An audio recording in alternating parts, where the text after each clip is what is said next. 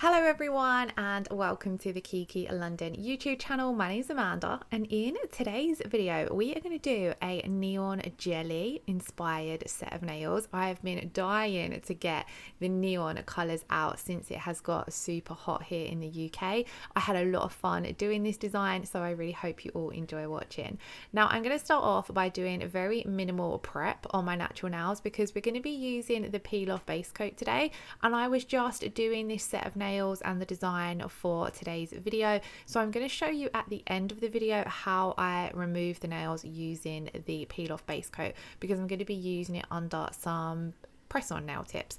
So I'm going to start off by simply pushing back my cuticles, and I'm going to come in and nip off some of the dry dead skin I had around the edges as well, just so appearance wise my skin and nails look as best as they can. If you would like to see a more thorough in-depth prep video for keeping a set of nails on or for when you're working on a client, I will leave the prep video that I've already got up on the channel in the description box below, so do check that out.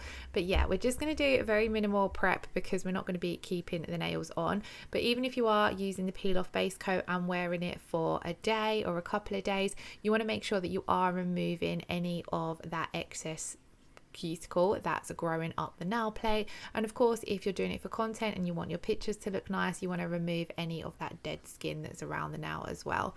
I'm then going to come in and use the 180 grit side of the Kiki London file just to neaten up my free edge. When you're using the peel off base coat and you are going to be peeling the nails off, you want to make sure that the tips of the nail are nice and smooth. There's no jagged bits for the peel off base coat to cling onto and things like that. So I'm just going to neaten these up, just going in one direction with my file, taking down a little bit of the length, as a lot of the time I do keep my natural nails quite short, so I'm just taking down a little bit of that length, but mainly just bringing in a nice neat uniform round shape to all of the nails.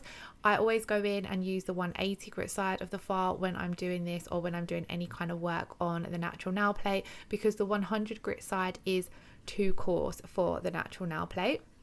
Now this is where I normally would come in and apply, I would dehydrate and prime the nails. You don't need to do this, especially if you are removing the nails with the peel off base coat straight away. But if you are wanting to keep it on for longer, or if you're working with a regular base coat, then of course you would come in and do all your prep and prime as normal. So you would come in and apply your primer. Talking of the peel off base coat, we're going to come in and apply a thin coat of this to all of the nails. As you can see, I'm taking a small amount and I don't really work it in to the natural nail plate like I do with my regular base coats. I just float it on. You want to make sure that you're getting it nice and neat around the cuticle area, and very lightly making sure that you're coming right up and capping that free edge as well. All these little steps just make it a lot easier when it comes to removal, but I have found removal really easy on all of the products I've used this underneath. I've used it under the gel polish, the builder gel, sculpting gel, and then over on my own channel I've used it under acrylics. And I, like you're going to see in today's video, I use it under press on nails quite a lot as well. So it is brilliant if you are a content creator, or if you're practicing nail art or certain kinds of nail designs. Maybe you're practicing sculpting but you can't keep long nails on and things like that. It is great for that. It does require a 30-second cure, so I pop that in to cure for 30 seconds, and then I come in off camera and applied my press on nails the same way I would normally apply them. And then a lot of the time with press on nails, sometimes the edges of them need neatening up, so I'm coming in and I'm doing this with my Kiki London buffer, and I'm just using the 100 grit side of the buffer for this. And then I always like to come in and neaten up around that cuticle area as well, just kind of like blending it in. So if I was keeping these on, as they grow out, there's not going to be like the ridge between the natural nail plate and the press on nail tip. It just softens it a little bit. It also removes any excess glue or gel that might have seeped through when you were applying it down at the cuticle area. Another reason why I always make sure to buff the entire surface of the nail is gel doesn't always like to stick to shiny surfaces, so by buffing them and making them matte, you're not going to have any issues with your gel products sticking to them. After buffing, it is really important I'm struggling to get my words out today, I think it's the heat. It's really important to come in and remove all of that dust, so I did use the Kiki London dust brush to do that. Now let's jump on to the fun part, the neons. So I've got Raving Doll, Neon Prince, I believe yellow caution. Yep, yellow caution. Milava. I love this orange colour. It is absolutely gorgeous. And then acid green. So I picked out 5 colours. There are a few other neon colours, and there's like the neon pastel collection as well. I went for a lot of the ones that had that more jelly consistency to them. So they just have that kind of like semi sheer look to them. So all of the ones I've chosen have that appearance, minus the neon prints that does have a little bit more of a creamy opaque consistency to it. And the reason I wanted to do this is I kind of wanted to get that neon effect, but I wanted it to have that bit of a jelly vibe coming through as well. Now if you are using different colors, so say for example if you are using the neon pastel collection, which are quite creamy, you can mix them in with a little bit of clear base coat to then create your own custom jelly colors as well. But I stuck with these colors today just to make it a little bit easier for the video, but I loved how fun this was to do. I loved how it turned out. So I'm going to start off by placing all 5 of those colors down on my palette. You can kind of see what I mean by a lot of them having that sheer jelly effect to them, apart from neon prints, which just looks a little bit more solid and creamy, but it didn't affect the effect, by the way. And you could certainly do this with all solid colours as well, and then it would look a little bit more vibrant and pop a little bit more. But for today, I just wanted to have that neon effect, or sorry, that jelly effect. I've then picked a few brushes to have to hand to make this easier. So we've got our stripe liner and our round nail art brush, and then I've also got my dotting tool. I'll speak about why I've got my dotting tool to hand when we get along to using it. Now of course for this design you are going to want your blooming gel to create the bloomed marble effect. So I'm going to come in and apply a thin coat of blooming gel to the first nail, and I'm going to do one nail at a time because I don't want them to over bloom and the colours to marble together too much. So we're going to place our layer of blooming gel down on the nail. Now I haven't put any colour down underneath these because I want that jelly effect to come through. So that's why we're working straight on top of clear nail tips, and then we've not popped down like a nude or a white or anything. Of course you can do that, but it will completely change up the effect of the look. You won't get that jelly glass look coming through, which was what I wanted.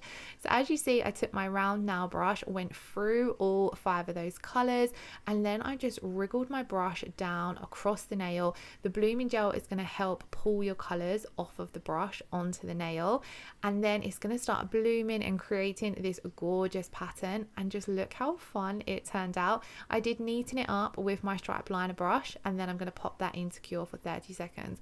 Whilst that's curing, I'm going to clean the 2 brushes I used with a little bit of alcohol, so that when we go in and do the next nail design, we're not going to be muddying up our look by having a gel polish already on our brushes. So on to the next nail, coming in with a thin coat of blooming gel. I like to go over the entire nail with this so that it's going to be nice and even, and then the gel polish is going to bloom nice and quickly. You do want to make sure that you don't get any on the skin or cuticles, so do clean this off before coming in with your colours. Then we're going to take that round nail art brush and just sweep through all of those colours, and as you can see, I'm turning and twisting my brush as I'm coming down the nail, and I've kind of just gone from like the bottom of the nail to the top. Now it was super hot today, which does make your gel polish a little bit more runny, so you have to work quite quickly with it. Or if, like I did here, it did go and touch my skin and cuticles a little bit, I'm just going to take my round nail art brush and clean up. It's really important to do this step before you pop it in to cure, because once it's cured, it's going to be impossible to clean up. Now sometimes when you've messed about with your colour, when you're doing marbles, you'll get little air bubbles in the gel polish. You can take your dotting tool and pop these, and if you pop them before popping in the nails into cure, then you won't get the little dots that you sometimes see when you're doing marble nails. So sometimes when you play about with your marble, it puts these little air bubbles in the gel polish, and then when you cure them, the bubble will pop, but it will leave like a little circle mark in the marble. So if you pop it, and I always find it easier to pop it using the dotting tool, if you pop it before putting them into cure, then it makes it a little bit easier. So we're going to move on and do the next nail. Now you would have seen there, as I placed down my blooming gel, I did hit my sidewall. So I come in and cleaned that up with my round nail art brush before coming in with my colours. This way, my colours aren't going to run into the sidewall as quickly. So it just helps, because obviously your colours are going to follow where your blooming gel is. So if you've run your blooming gel into your skin or your cuticles, the colours are then definitely going to run into them as well. So now on this nail, I picked up a lot of the colours and we did our marble effect, but I just wanted to play around with it a little bit more. I wanted to fill in some of the gaps where you could still see the free edge of my nail. Now this is why a lot of the time when I'm working doing certain designs, I'll put a nude colour down so it's covering up anything that's underneath the press on nails, but because I wanted that jelly translucent effect to come through, I didn't pop down a nude, so that meant I did have to manipulate my marble to make sure that it was fully covering my free edge. I didn't mind if you see clear parts coming through the marble on the tip of the nail, but I just wanted to make sure we was covering up the nail bed area and the free edge of the nail. So it's great picking up majority of your color with the round nail art brush and then playing around with the color on the nail plate, but you can also come in with your stripe liner brush and either add in more of a certain color or just manipulate that marble to where you want it to go. Now on my little finger is a very small space to work on, so I picked my marble up as normal, but instead of going straight down onto the nail, I just took a small amount of it off onto my palette and then switched to using the stripe liner brush to come in and add a little bit more color without flooding the nail with too much gel polish. And then here you can see I'm just adding in a little bit more blue and pink because there wasn't much blue and pink coming through on this nail. I loved how different every nail looked, even though we did that same technique. This is the great thing about marbles, no two marbles look the same. I feel as though these give off also such a fun tie-dye effect as well, which I absolutely loved. I love tie-dye, especially with neon colors, so I really loved how these turned out. And like I said, they were just really fun to do. So if you haven't tried a neon jelly marble design, this is your sign too. So once we had popped that final nail in secure, we're going to come in and top coat. I'm going to top coat today using the Kiki London crystal top coat. This one has such a beautiful high shine finish, so when I'm coming in, I like to come in and cover the entire nail obviously with the top coat to seal everything in, and just go around and cap that free edge as well, so that you're going to be protecting the very tip of the nail and you're not going to get any chipping or anything like that. But like I said, this one especially, it's got quite a reinforced strong feel to it. It's not as thick as the rubber top coat, but it's a little bit thicker than the regular no wipe top coat, but it's the crystal clear finish for me, especially when you're applying it over nail art like this. It just gives off such a beautiful finish. So I'm going to pop this in to cure for 60 seconds. Some of the top coats require a 30-second cure, some a 60-second cure, so always check your bottles and just look at that gorgeous shine and look at these colors. Absolutely loving them. Like I said, you could use any colors in this design, but these particular ones with the jelly consistency I think look amazing for this kind of look.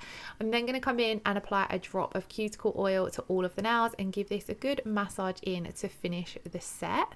And then I'm going to take you guys, I did off camera then like take some pictures and things like that, but then I'm going to take you guys and show you how I remove my peel off base coat. So because I just applied my cuticle oil, I didn't feel the need to come in and apply anymore, but usually if I've been wearing the nails for a couple of days, what I will do is come in and apply a little bit of cuticle oil and massage that in before going in and using my cuticle tool to remove the peel off base coat and the nail design. Now, if I'm working over things like acrylic or the sculpting gel, because that's a bit of a harder product, it cures a lot harder, it kind of feels a lot stronger on the nail, I will soak my nails in some warm water for a couple of minutes first and then go in and remove them. So to remove them, what I like to do is use any really of the Kiki London, or sorry, the KNS cuticle tools. You just kind of want to break that seal between the peel off base coat and the natural nail, and as soon as you break it a little bit, it kind of feels a bit like a vacuum suction and it just pops off the nail, if that makes sense. You feel that seal break. So I'm just getting under the seal using one of the KNS cuticle tools. You want to be very careful when you're doing this because they are super sharp. If you prefer, you can do it with an orange wood stick as well, but like I said, you just push back. I like to push back my cuticle, just get a little bit underneath, break that seal in the corner, and then it easily peels away. And then I've shown you guys how it's come off the nail. It's not left anything remaining on the nail, but I do just run over the nails if there are any little stubborn bits, usually around the edges. Just come in with the rounded end of one of the KNS tools and remove that. And then I do always like to finish off either by coming in with some more cuticle oil or the KNS Woody Rose hand lotion. Because I'd recently applied the cuticle oil, I come in with the hand lotion, but just to soften, nourish and rehydrate everything. And then that, guys, takes us to the end of the video. Thank you all so much for watching. Lots of love. Take care. Bye bye.